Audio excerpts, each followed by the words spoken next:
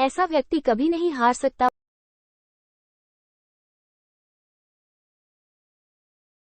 बहुत पुरानी बात है। एक जंगल में एक गुरुकुल था जिसमें बहुत सारे बच्चे पढ़ने आते थे। एक बात की बात है, गुरुजी सभी विद्यार्थियों को पढ़ा रहे थे, मगर एक विद्यार्थी ऐसा था जिसे बार बार समझाने पर भी समझ में नहीं आ रहा था।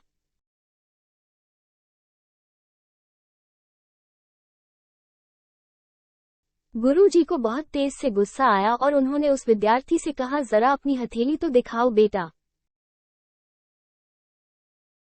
विद्यार्थी ने हथेली गुरुजी के आगे कर दी। हथेली देखकर गुरुजी बोले, बेटा तुम घर चले जाओ, आश्रम में रहकर अपना समय व्यर्थ मत करो, तुम्हारे भाग्य में विद्या नहीं है।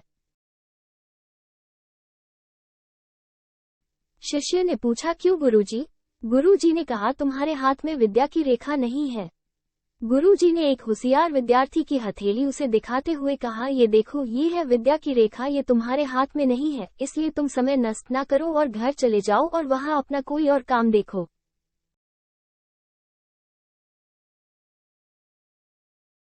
ये सुनने के बाद उस विद्यार्थी ने अपने जेब से एक चाकू निकाला जिसका प्रयोग वह रोज सुबह अपनी दातुन काटने के लिए करता था। उस चाकू से उसने अपनी हाथ में एक गहरी लकीर बना दी।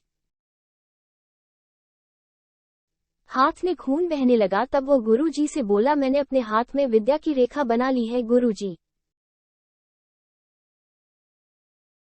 ये देखकर गुरुजी द्रवित हो गए और उन्होंने उस विद्यार्थी को गले से लगा लिया। गुरुजी बोले, बेटा तुम्हें विद्या सीखने से कोई ताकत नहीं रोक सकती है। दृढ़ निश्चय और परिश्रम हाथ की रेखाओं को ही बदल देती है।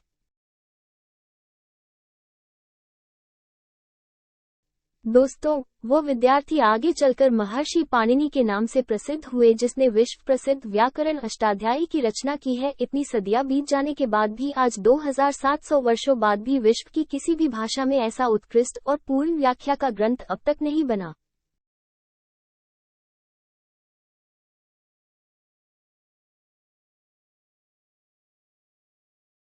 तो दोस्तों, इस कहानी की शिक्षा ये है कि लोग चाहे जो भी बोले, हम हर एक को गलत साबित करते हुए अपनी लगन और कठिन परिश्रम के दम पर जो चाहे वो सब कुछ हासिल कर सकते हैं। आपकी आध्यात्मिक यात्रा को साथ जीवन के नए रूप और आरामदायक संदेशों के साथ आगे बढ़ने के लिए धन्यवाद। जब तक हम फिर मिले, ध्यान रखें और अपने आप को ध्यान दें, और हमारे चैनल स्पिरिचुअल स्टोरी को सब्सक्राइब किया दीजिए।